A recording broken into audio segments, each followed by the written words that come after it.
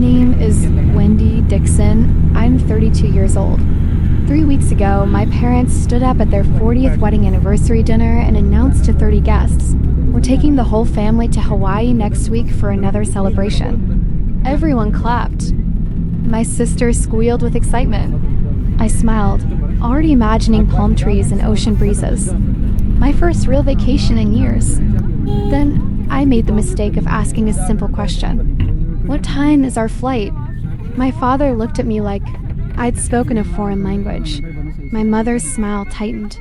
And in front of every guest in that room, my dad said, "You don't need to know. Wendy, you're not part of this trip. Someone has to stay behind and take care of the kids." 30 pairs of eyes. 30 witnesses to the moment my family told me I wasn't really family at all. But here's what they didn't know. I had a secret, one I'd been building for 3 years. And that night, I decided it was finally time to use it. Before I tell you what happened next, please take a moment to like and subscribe. But only if this story resonates with you, and drop a comment telling me where you're watching from and what time it is there. Now, to understand why I walked away from everything I knew, let me take you back to the beginning. The Dixon family lives in a white colonial house in the suburbs of Boston. 4 bedrooms, 2-car garage, lawn trimmed to HOA perfection. The kind of house that screams, "We made it," to anyone driving by. My father, Harold Dixon, retired 3 years ago from his position as a branch manager at a regional bank. My mother, Patricia, has never worked a paid job in her life, but she'd tell you she's busier than any CEO, chairing the church women's committee, organizing neighborhood fundraisers, maintaining what she calls our family's reputation. Then there's my sister, Megan, 3 years younger than me, married to Derek Hartley, a corporate attorney at a firm downtown whose name she drops into every conversation. They have 2 kids, a 5-year-old named Oliver and a 3-year-old named Sophie, and a brand new Lexus SUV that always gets the prime spot in our parents' driveway. My Honda Civic, the one I've been driving for 10 years. It gets parked on the street. "Wendy, move your car." My mother would say, whenever I visited, "Derek's bringing the Lexus," and guests notice what's in the driveway first. I never questioned it. I just moved my car. That's the thing about being the invisible one in your family. You stop noticing all the small ways they've already decided you don't matter. The nicer parking spot, the better seat at the table. The way your mother introduces your sister to guests by her husband's job title. While you're just Wendy, she helps out. I work as a part-time accountant, mostly remote clients. Flexible hours, modest income. Nothing impressive by Dixon family standards, but I never told them about the other thing I do. The thing I started 3 years ago after my life fell apart in a different way. I never told them I'd learned to see. Let me paint you a picture of what helping out looks like in the Dixon family. Thanksgiving, I arrive at 6 a.m. to start the turkey. I set the table with my mother's Wedgwood china, the set I'm not allowed to use, only to wash. I arrange the flowers, polish the silver, coordinate the timing of 7 side dishes. Megan arrives at noon in a cashmere sweater, kisses everyone hello, and sits down to be served. Christmas, same routine, plus wrapping all the presents my mother bought because her arthritis is acting up. Funny how her arthritis never stops her from playing bridge 3 times a week. Birthday parties for my niece and nephew. I'm the entertainment coordinator, the cleanup crew, and the backup babysitter Al-Anon. Last year, I spent 8 hours running Oliver's dinosaur-themed party while Megan got a manicure because she needed a break. The one time I asked if maybe, just maybe, I could skip a family event because I had a deadline for a client, my mother's voice went cold. Family comes first, Wendy. We all make sacrifices. Except I'm the only one who ever seems to make them. The breaking point comes in small moments. Like the year I got my Christmas gift, a kitchen apron that said "World's Best Aunt" in glittery. Letters, Megan gave it to me. She smiled like she'd done something thoughtful. I wore it. I wore it every single time I came over to cook, clean, and babysit. Do you want to know when I realized the truth? It hit me one random Tuesday evening while I was scrubbing my mother's LaCroix pot after yet another family dinner. I couldn't remember. The last time anyone had invited me somewhere without expecting me to work. 3 years ago, my life fell apart. I'd been dating a man named Kevin for 4 years. We talked about marriage, about kids, about a future. Then one evening, he sat me down and said the words I'll never forget. I love you, Wendy, but I don't think I'm in love with you anymore. You're just there. You're always just there. Always just there. Like furniture, like wallpaper. After he left, I wandered into a pawn shop downtown. I don't know why, maybe I was looking for something to fill the hole. That's when I saw it. A Canon DSLR camera. Used but well maintained, tagged at $180. I bought it with money I should have saved. I told no one. That camera became my secret.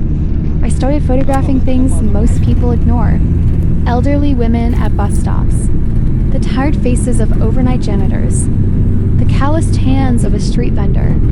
People whose society looks right through, the same way my family looks right through me. I called the series Invisible Women. I created an anonymous Instagram account. No face, no real name, just the photos. Over 3 years, I gathered 12,000 followers. People who saw what I saw, people who understood. I kept the camera wrapped in an old cashmere scarf at the back of my closet.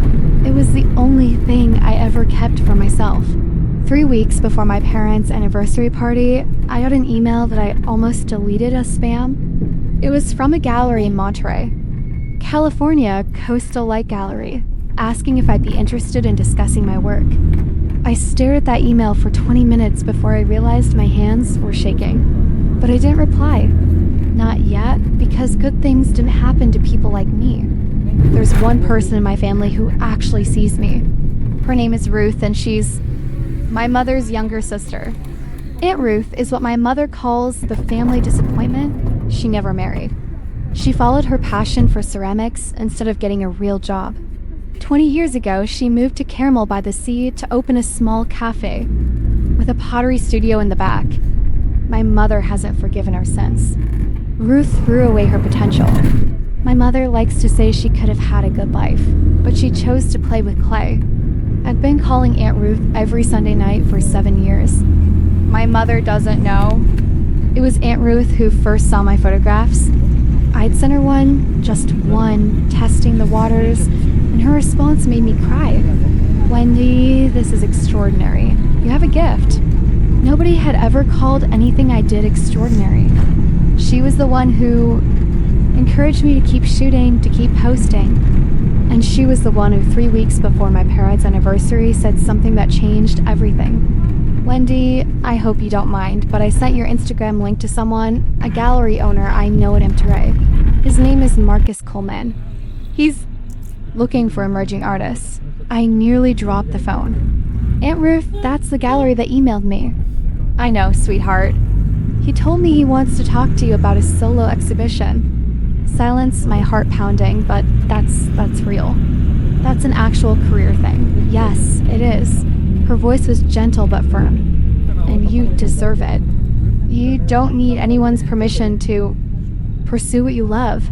I learned that lesson late. You don't have to. That night, I replied to Marcus Coleman's email.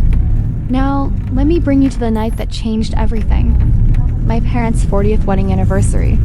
A milestone worthy of a party, according to my mother, which meant 30 guests. A catered menu that I would assist with to save money, and an evening of celebrating the Dixon family's 4 decades of picture.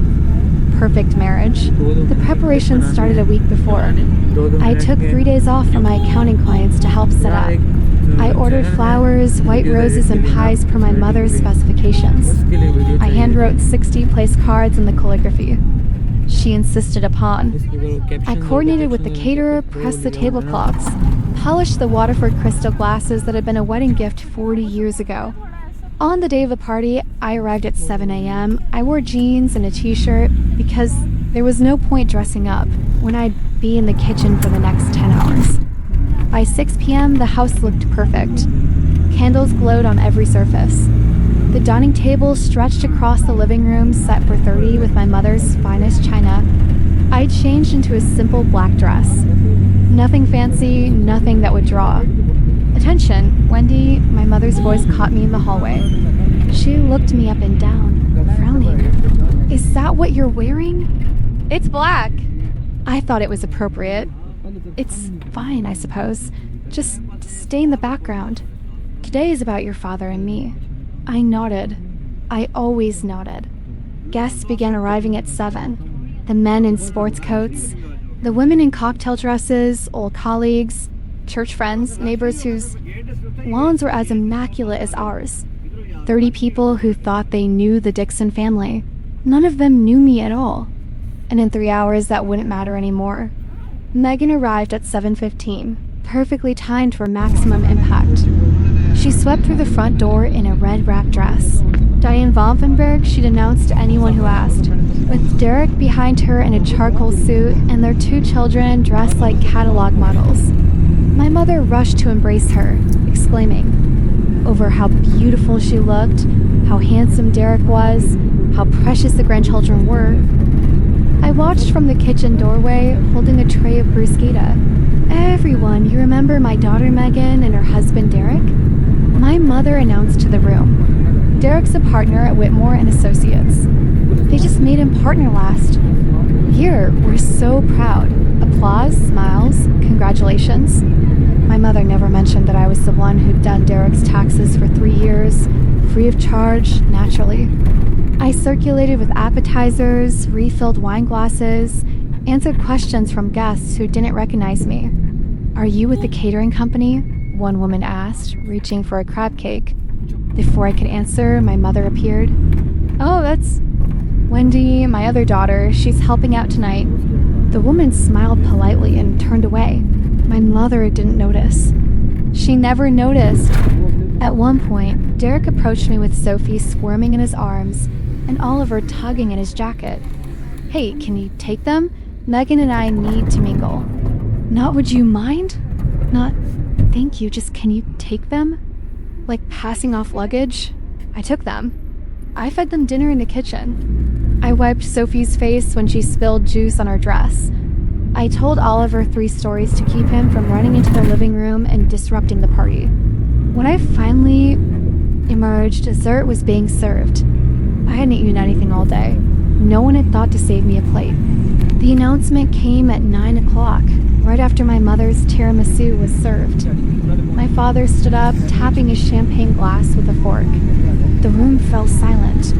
30 faces turned toward him with expectant smiles. "Patricia, and I want to thank you all for being here tonight," he began, his voice warm with rehearsed charm. 40 years of marriage, 4 decades of building this family, this life, this home. My mother beamed beside him. Megan reached for Derek's hand. I stood near the kitchen doorway, still holding a dirty dessert plate.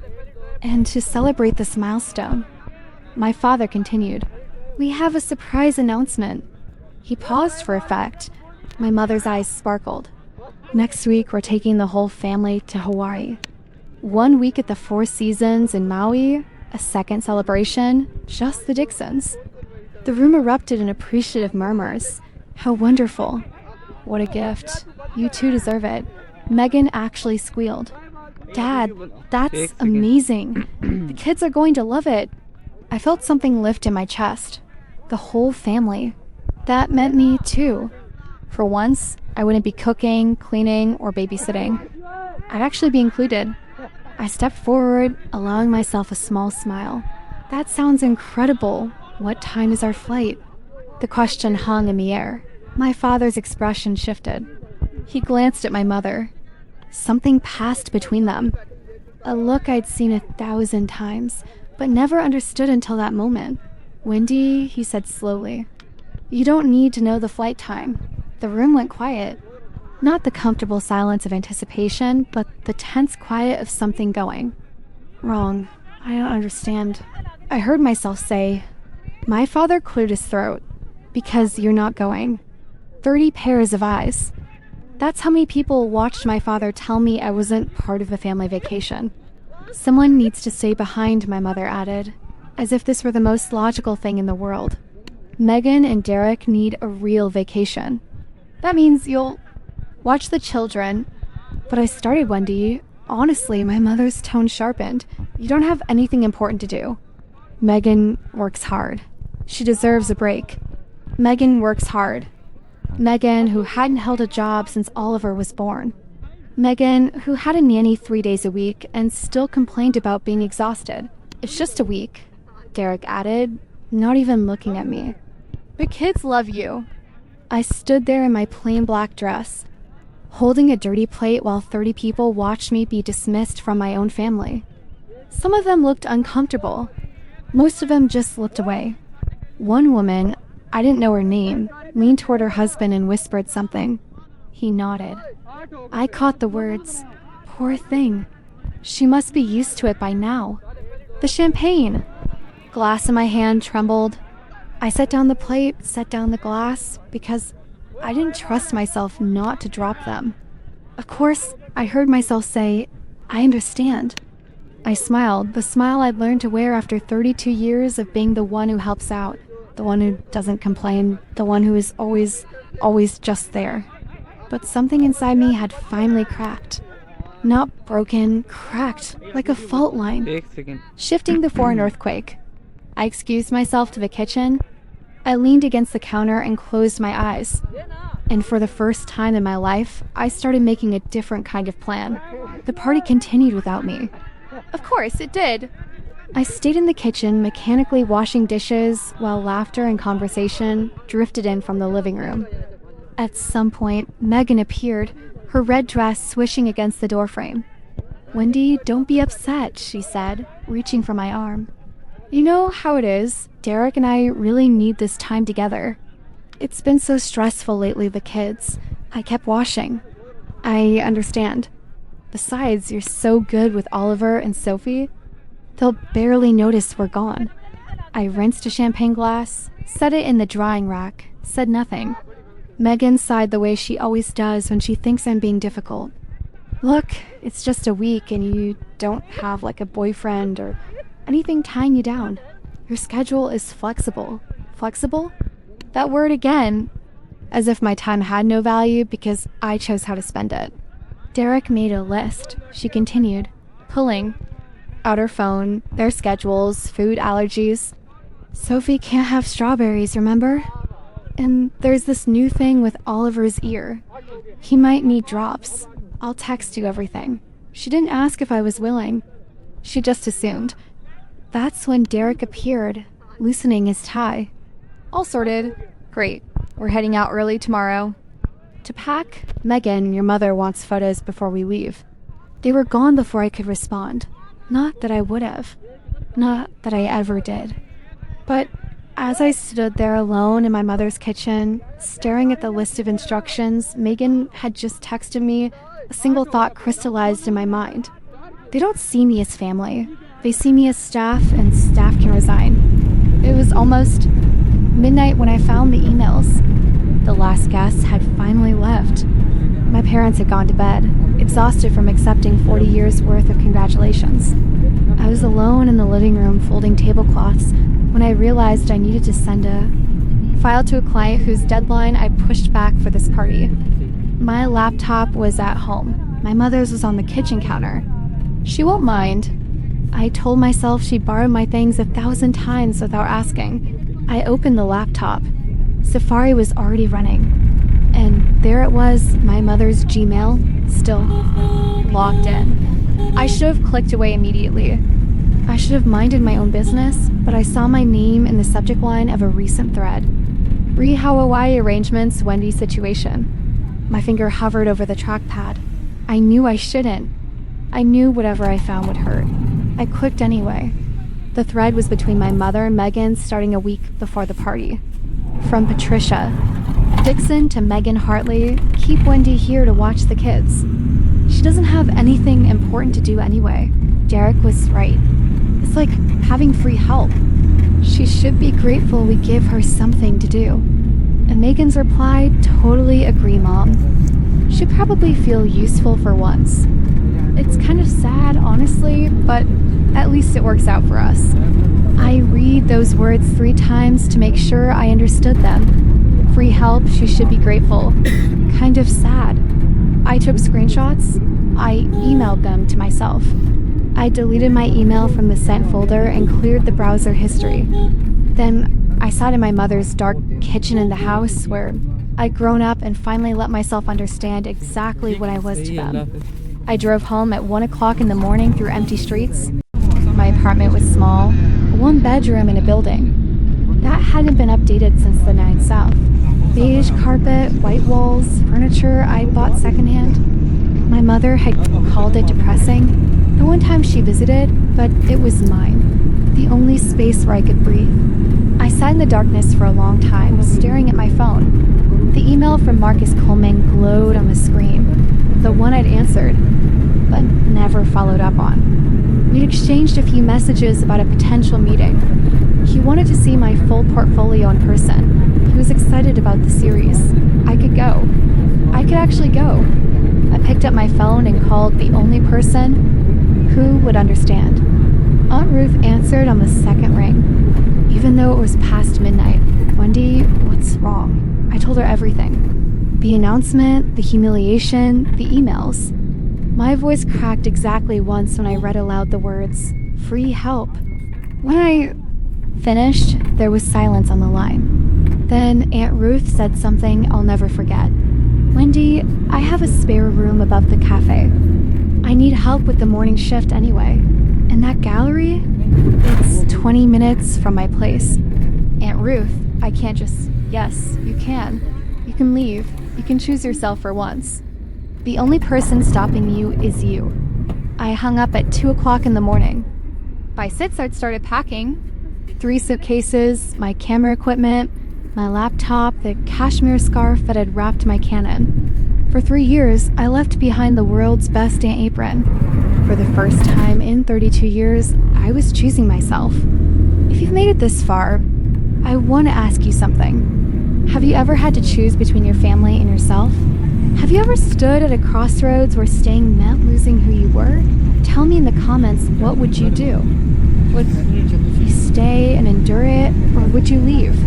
And if this story matters to you, please hit that like button. Now, let me tell you what happened when I told them I was leaving.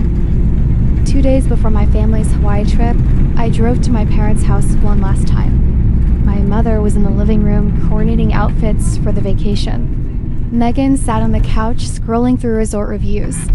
Derek was somewhere upstairs, probably on a work call. My father was reading the paper in his armchair the way he always did, present in body, absent in attention. "I need to tell you something," I said from the doorway. My mother barely looked up. "If it's about the children's schedule, Megan already sent it to you. It's not about that." I steadied my voice. "I'm not watching the kids. I won't be available." That got their attention. Megan's head snapped up. My mother's hands froze over a pile of sundresses. "What do you mean not available?" my mother asked. "I have a work opportunity in California. I'm leaving tomorrow." "California." My father lowered his newspaper. "What kind of work opportunity?" "It's professional.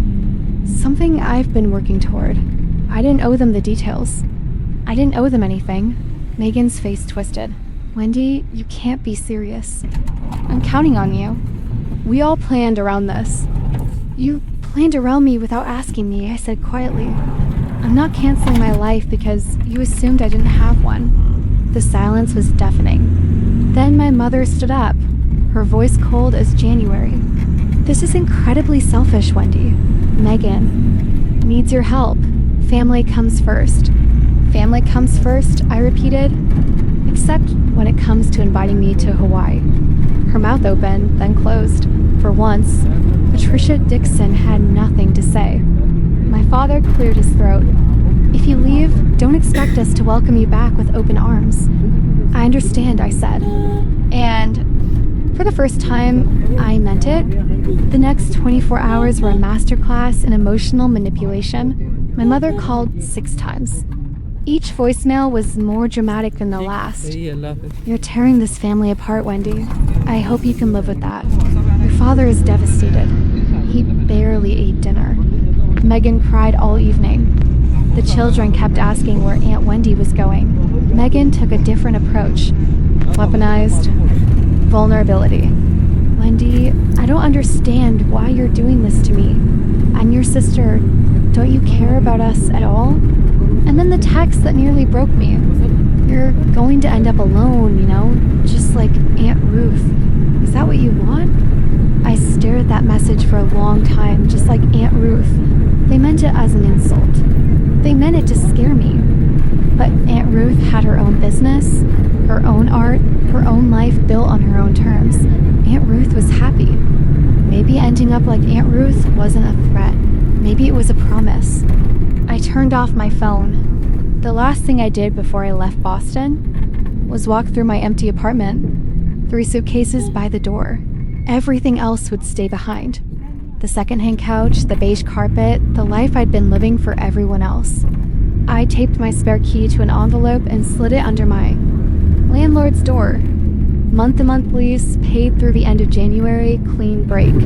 I loaded my car as the sun came up. My Honda Civic, 10 years old and reliable as ever. The same car my mother had been embarrassed by for years. It was going to carry me to a new life. I didn't look back as I pulled away from the curb. The drive from Boston to Carmel by the Sea takes about 45 hours if you push it. I didn't push it. I took 5 days stopping at roadside motel, eating at diners where nobody knew my name. Somewhere in Nebraska, I pulled over at a rest stop and just sat there watching the sunset paint the prairie in shades of gold and pink. I photographed it. My first shot as a free woman. On the 3rd day, my phone buzzed with a text from Megan. I turned it back on to check directions. Mom says, "If you're not home when we get back from Hawaii, you're dead to her." I read it once. Then I deleted it.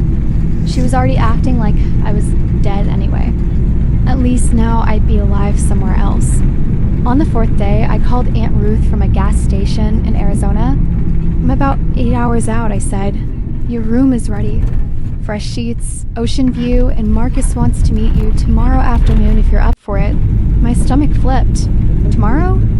That's so fast, Wendy." Her voice was warm, certain. "You've been waiting 3 years for this.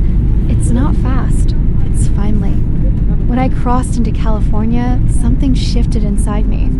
The Pacific appeared on my left, vast and endless and blue. I rolled down my window and breathed salt air for the first time in my life. I cried then, not from sadness, from relief, from the overwhelming sensation of possibility. At 7:00 p.m. on the 5th day, I pulled into the driveway of the Ceramic Cup, Aunt Ruth's Cafe and Pottery Studio in Carmel by the Sea. She was waiting on the porch, arms open. "Welcome home," she said, and for the first time in 32 years, somewhere. Actually felt like it. Carmel by the Sea is the kind of place that doesn't feel real at first. Cottages with storybook rooftops, art galleries on every corner, ocean mist rolling through cypress trees. The whole town felt like a painting someone had dreamed into existence. Aunt Ruth's Cafe sat on a quiet street 2 blocks from the beach. The Ceramic Cup, handle-turret sign, blue shutters, window boxes overflowing with lavender. The Pottery Studio occupied the back half of the building where she taught classes and sold her work to tourists who wandered in for coffee. My room was upstairs, small but bright. A bed with a white quilt, a desk by the window, and a view of the Pacific that made my chest ache with something I couldn't name. "You'll work the morning shift," Aunt Ruth explained, over dinner that first. "Night, 6 to noon. After that, your time is yours." "I don't know how to thank you for this." She waved her hand. "Don't thank me. Just build something. That's payment enough." The next morning, I woke before dawn. I tied on an apron, not the world's best aunt one I'd left behind. Just a simple canvas apron with a ceramic cup embroidered in blue thread, and learned how to make pour-over coffee. Customers came and went. Locals who knew Ruth by name. Tourists charmed by the homemade scones. I took orders, wiped tables, chatted with strangers who had no idea I'd run away from my entire life 5 days ago. By noon, I'd made $37 in tips.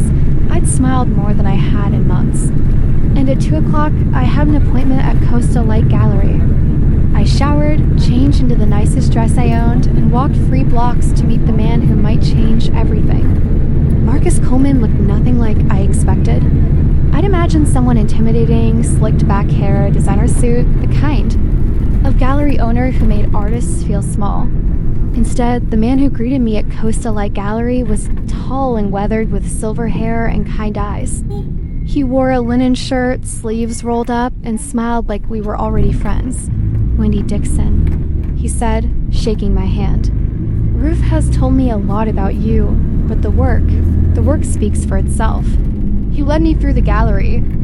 White walls, natural light, photographs, and paintings displayed with careful precision. This was a serious place, a place where art mattered. "I've looked through your Instagram extensively," Marcus continued. "The Invisible Women series is extraordinary. There's a truth in those images that most photographers spend decades trying to capture." I didn't know what to say. I never heard anyone describe my work that way. "This one..." He stopped in front of a large monitor displaying my portfolio. On screen was a photograph I'd taken 2 years ago. An elderly woman waiting alone at a bus stop. Her face a map of lines and quiet dignity. This is the one that made me reach out. There's something in her eyes. Patience maybe, or resignation. It's heartbreaking. "She was waiting for a bus that came late," I said quietly. "She'd been standing there for 40 minutes. Nobody stopped to offer help." Marcus nodded slowly. "You see people, Wendy? Really? See them? That's a gift." He turned to face me, and his next words landed like a key turning in a lock. "I'd like to offer you a solo exhibition.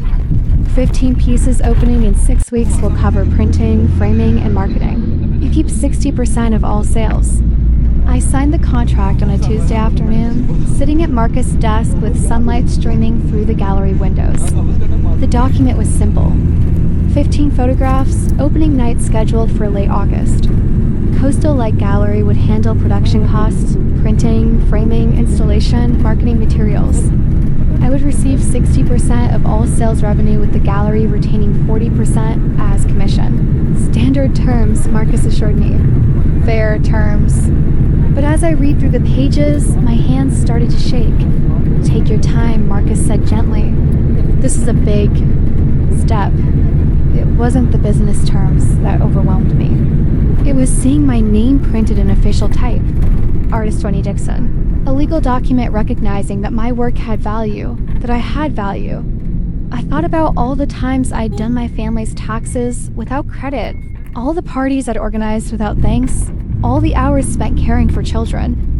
Who would grow up never knowing how much I'd given them? Not once had my name appeared on anything that celebrated my contribution until now. "The exhibition title," Marcus said, pointing to a line near the bottom. "I'd like your approval. We're proposing Invisible Women, portraits of the overlooked." "Invisible Women, it's perfect," I whispered. I signed my name on the line. Marcus countersigned as witness.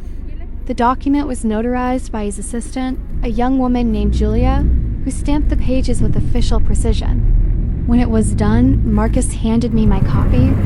"Congratulations, Wendy, you're officially a represented artist." I walked out of that gallery holding the contract against my chest. Physical proof that I wasn't nothing, that I'd never been nothing. For 3 years, I'd built something in the shadows. Now, finally, it was about to step into the light.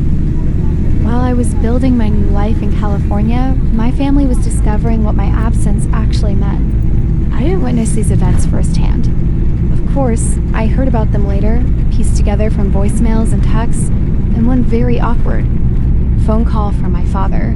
Apparently, Hawaii was a disaster. Without me there to babysit, Megan and Derek couldn't enjoy a single adults-only dinner. Oliver threw a tantrum on the beach because no one had remembered to pack his special sandcastle bucket, something I always remembered. Sophie developed an ear infection on day 3, and nobody could find the pediatrician's number because I'd always been the one to keep track of medical information. My mother spent most of the trip complaining that the resort staff wasn't as attentive as expected. She called the concierge 3 times to complain about turnout service.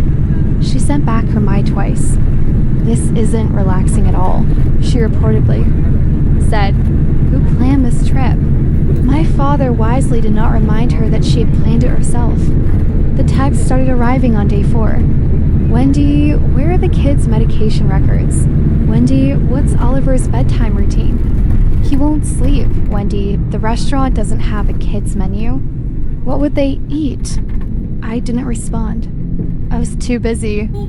Printing proofs at a photography lab in Monterey, selecting frames, and meeting with a journalist from Caramel magazine who wanted to interview me. But here's the thing about absence. It teaches people what they've been taking for granted. On day 6 of their Hawaiian vacation, Megan did something she'd never done before. She searched my name on Google, and for the first time, she found something other than a blank page. 6 weeks later, I stood in the center of Coastal Light Gallery and couldn't quite believe it was real. 15 of my photographs hung on the walls, each one printed large and framed in simple black. The gallery glowed with soft light. A string quartet played in the corner. Marcus's idea, not mine. A bartender in a crisp white shirt poured champagne. 50 guests moved through the space. Local artists I'd met through Aunt Ruth. Collectors Marcus had invited, a journalist from Caramel magazine, already taking notes. People who had come specifically to see my work on gallery walls with price tags that made me dizzy. I wore a navy dress, simple, elegant, nothing that screamed for attention. My hair was down for once. I'd even put on lipstick, something I rarely did. Aunt Ruth appeared at my side, pressing a glass of champagne into my hand. How do you feel? Terrified, I admitted. What if nobody buys anything? Someone already has. She nodded toward a woman in pearls, examining the centerpiece of my exhibition, the bus stop photograph, the one that had caught Marcus' attention. A small red dot had appeared on the wall placard beside it. That's Mrs. Patton, she owns half. The art in Monterey County. She just bought that piece for $30,003,000 for something I created. Wendy, Marcus approached, grinning broadly. I want to introduce you to someone from the magazine. They're considering you for next month's cover feature. Cover feature, magazine cover, my face, my name, my story, all in print. I was halfway through that introduction when the gallery door opened and my world tilted on its axis. Megan and Derek walked in, still sunburned from Hawaii. They looked completely out of place. Megan wore a floral sundress more suited to a beach brunch than an art opening. Derek had his phone out, already frowning at something on the screen. They both scanned the room with expressions I knew well, the look my family wore whenever they encountered something outside their understanding. Then Megan saw me, Wendy. She rushed forward, arms outstretched, like we were reuniting after a long separation she'd been dreading. Oh my God, we've been so worried about you. 50 guests turned to look. The string quartet faltered for half a beat before continuing. Megan, I kept my voice calm. This is unexpected. We had to come. Her eyes were wide, earnest. We flew in yesterday. Mom found your Instagram? She's been calling everyone trying to track you down. Derek appeared behind her, nodding at me like we were business associates. Wendy, nice place. It's a gallery, I said. My gallery opening, actually? Megan blinked, taking in the photographs on the walls for the first time. Taking in the guests, the champagne, the price tags. They did all this? Her voice was genuinely confused. Since when do you do this? Since 3 years ago. You never asked what I did in my free time. Aunt Ruth materialized at my elbow, a quiet wall of support. Across the room, Marcus was watching carefully, ready to intervene if needed. Megan leaned closer, lowering her voice. Wendy, I have news. I'm pregnant again, number 3. And I really need you to come home. Derek's work is crazy right now. Mom's not helpful with the kids. I need you. There it was. Not an apology, not congratulations on the exhibition. Just need. Always, always their need. The words hung in the air between us. I need you. How many times had I heard that phrase? How many times had I dropped everything, rearranged my life, made myself small enough to fit into the space they'd carved out for me? Megan, I said quietly, I'm in the middle of my opening night. I know, and this is lovely, really. She waved her hand at my life's work like it was a cute hobby. But we can talk about that later. Right now, I need to know when you're coming back. She's not coming back. Aunt Ruth's voice cut through like a blade. She lives here now. Derek stepped forward, irritation flickering across his face. With all due respect, Ruth, this is family business. Family business? Aunt Ruth laughed. A short, sharp sound. You mean the family that uninvited her from vacation and called her free help in emails she wasn't supposed to see? Megan went pale. Around us, guests had stopped pretending not to listen. The journalist from Carmel magazine, I noticed her pen moving rapidly across her notepad. That's not, we didn't mean it like that. Megan stammered. How exactly did you mean it? This came from Mrs. Petton, the collector who'd just purchased my photograph. She stood nearby, champagne in hand, watching the scene unfold with undisguised interest. I'm sorry, Derek said tightly. Who are you? Someone who just paid $3,000 for that young woman's art? Mrs. Petton nodded toward my bus stop photograph. And someone who's very curious why her family seems to think she should abandon her career to be a babysitter. The temperature in the room. Drop 10. Megan looked at me, desperation in her eyes. Wendy, please, let's talk privately. Let me pause here for a second. If your family showed up at the most important night of your life, not to celebrate, but to drag you back to a life where you didn't exist, what would you say? Tell me in the comments. I really want to know. And if you want to hear what happened, next, make sure you're subscribed so you don't miss anything. Now, let me tell you what I said. I didn't retreat to a corner. For 32 years, I had made myself small. I had whispered accommodated, disappeared.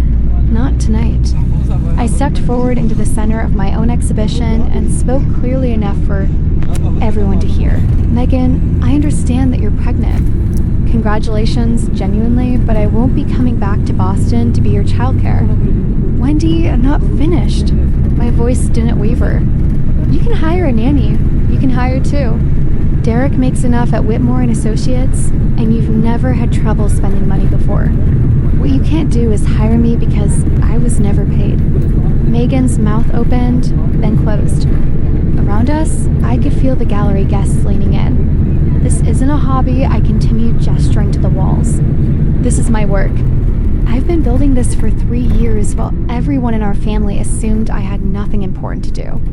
And just so we're clear, I pointed to the photograph Mrs. Peyton had purchased. That piece just sold for $3,000. Tonight, I've sold 4 pieces totaling $8,000. My work has value. I have value, and I will not throw that away to go back to being free help. Silence. Absolute silence. Derek coughed uncomfortably. Megan's eyes were filling with tears. Real ones this time, I thought, not the performative kind. Then Marcus started to clap. Aunt Ruth joined him. Mrs. Petton raised her champagne glass in a silent toast. One by one, the other guests followed. Applause rippled through the gallery. Not for my photographs, for me. For the moment, I finally stood up and said enough. I didn't smile triumphantly. I didn't gloat. I simply looked at my sister and said, I hope your pregnancy goes well. I truly do. Then I turned and walked away. The gallery door opened again. 20 minutes later, I was in the middle of a conversation with the Carmel magazine journalist when I saw them. My parents standing in the entrance like they'd materialized from a nightmare. My mother wore her Burberry trench coat, the one she saved for important occasions. My father stood behind her in a blazer, looking uncomfortable and out of place. They scanned the room until their eyes found me.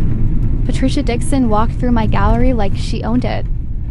Wendy, her voice carried the same tone she'd used when I was 8 and had tracked mud onto her clean floors. We need to talk. The journalist raised an eyebrow.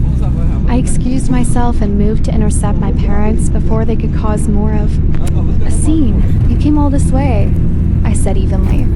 Of course we did. You disappeared.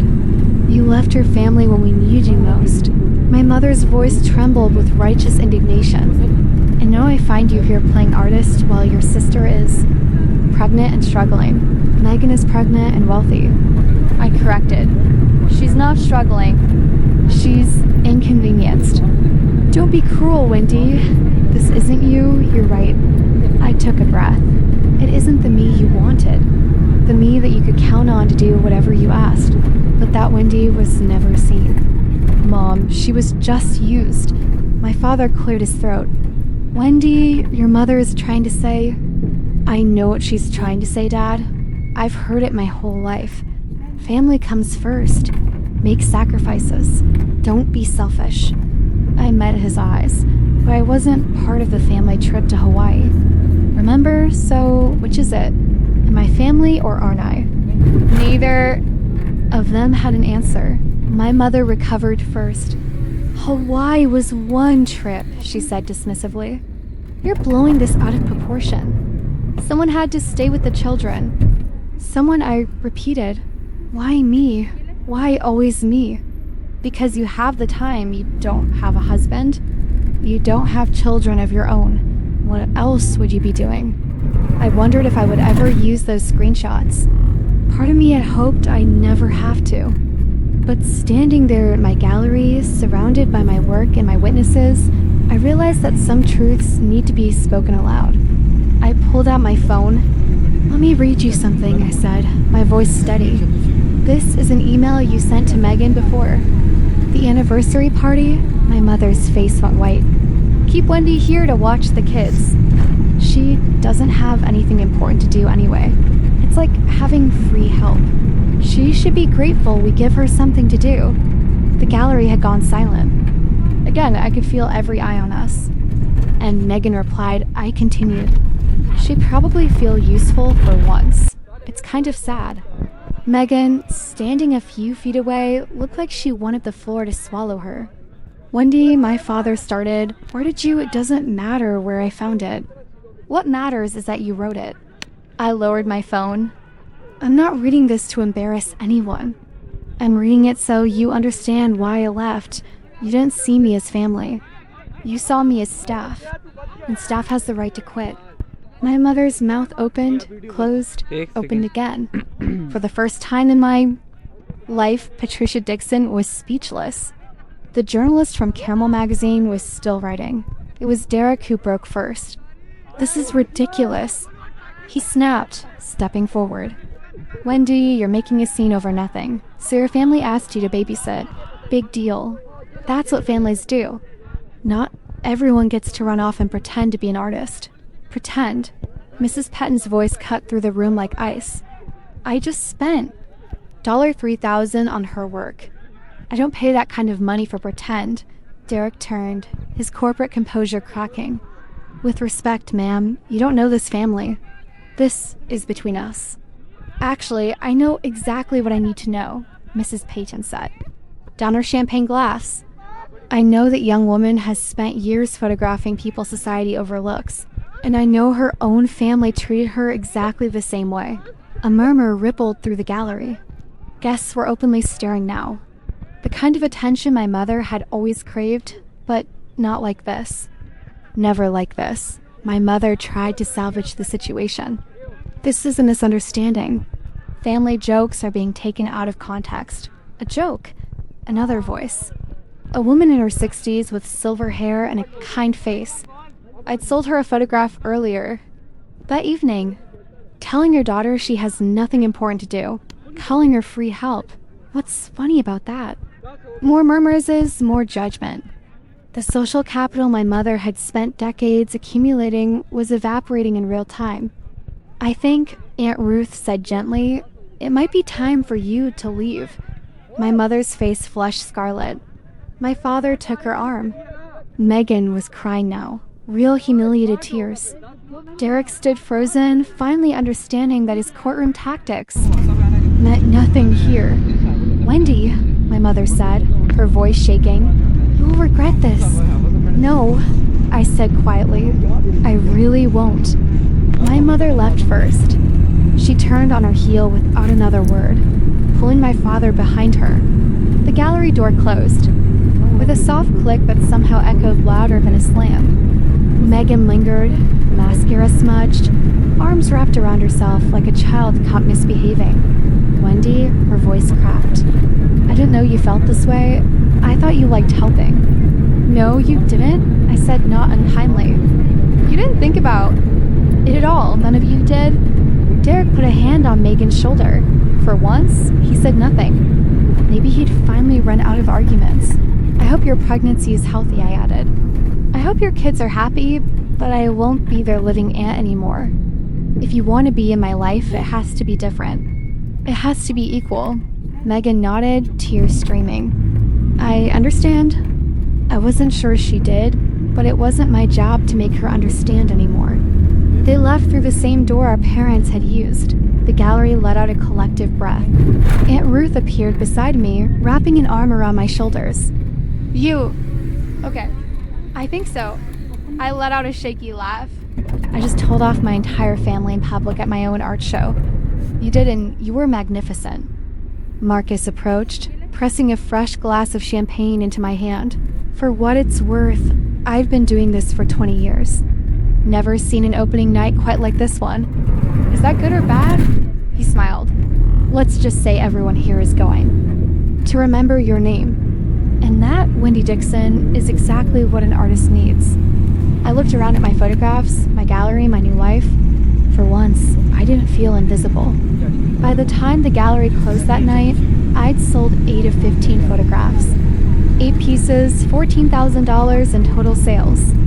$8,400 would go to me, 60%, just like the contract promised. Marcus handed me the print out of the evening's transactions as the last guest filtered out. Not bad for an opening night, especially one with unexpected family drama. I stared at the numbers. $8,400, more than I made in 3 months of part-time accounting work. Mrs. Pettin wants to commission. A piece, Marcus continued. She has a vacation. Home in Big Sioux wants you to photograph the coastline. Commission. Private collectors often work that way. She liked your eye. She wants to see what you do with her landscape. He handed me a business card, her assistant's contact. Call them next week. I tucked the card carefully into my clutch next to my copy of the gallery contract and the magazine interview. Marcus added, Susan said she has enough material for a feature. They're considering you for next month's cover of an actual magazine with my name and my face and my story. Aunt Ruth helped me carry the unsold photographs back to my room above the cafe that night. 7 pieces still waiting for the right buyers. But 7 was better than 15. 7 meant people had seen value in what I created. I set the check on my desk, the first check I'd ever received for my art, and photographed it not to post anywhere. Just to remember. Payable to Wendy Dixon, $8,400. Proof. Physical proof that I wasn't nothing, that I'd never been nothing at all. 2 months later, my new life had a rhythm. I woke at 5, watched the sun rise over the Pacific from my window, and opened the ceramic cup by 6, morning shift until noon, pouring coffee, chatting with regulars, learning the names of locals who now recognized me as Ruth's niece, the photographer. Afternoons belonged to my work. I'd rented a small studio space 3 blocks from the cafe, just big enough for my editing equipment and a printing station. The gallery exhibition had closed, but Marcus had already scheduled another show for spring. This time a series called Boundaries. Photographs of edges, thresholds, the spaces between belonging and being alone. It felt right. The magazine article came out in October. My face on the cover of Carmel magazine next to the headline, The Artist Who Learned to See Herself. The article told my story, edited, of course, with names changed to protect the innocent and the guilty alike, but the truth was there. The invisibility, the breaking point, the choice. People reached out. Women who'd been the family helper, the reliable one, the one everyone forgot to thank. Their messages filled my inbox like a chorus of recognition. I thought I was the only one. You gave me permission to leave. Thank you for showing me it's possible. My family reached out too. Eventually, Megan texted after the baby was born. A girl named Charlotte. She sent a photo. I sent congratulations and a gift card. Nothing more. My mother called once. I didn't answer. She left a voicemail asking if I'd gotten this out of my system yet. I deleted it, but my father surprised me. His email arrived on a Tuesday evening, 3 sentences long. Wendy, I saw the magazine. I'm proud of you. that one I kept. Today I'm sitting in my studio looking out at the Pacific. The Canon camera I bought from that pawn shop still sits on my shelf, older now, battered, but still working. Next to it sits a newer model, one I purchased with money I earned from my art. Both cameras matter. One reminded me to see the other proves that people saw me back. My second exhibition opens next month, Boundaries.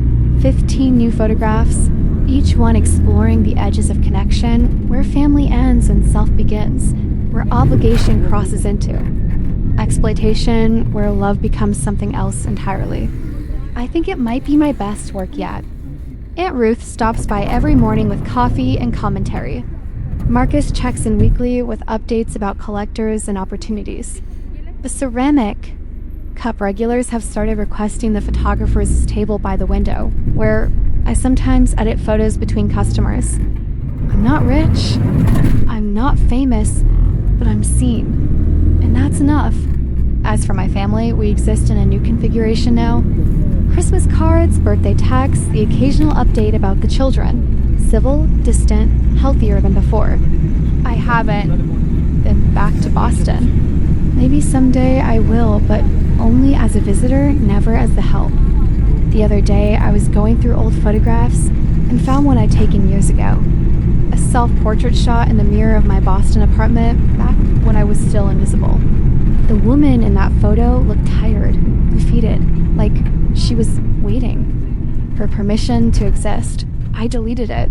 That woman is gone now.